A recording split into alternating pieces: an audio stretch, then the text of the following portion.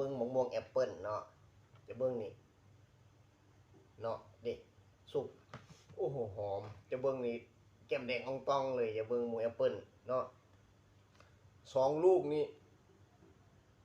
ลูกละโลเนาะจะเบิ้งนี่นาคึกเนาะเบิ้งเขาสิปาดให้เบิ้งเลย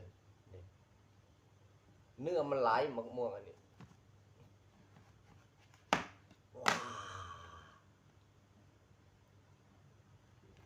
ว้าเอ้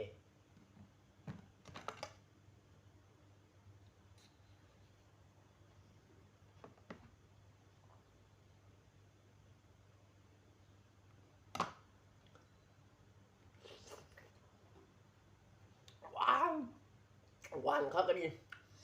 กินก็หอม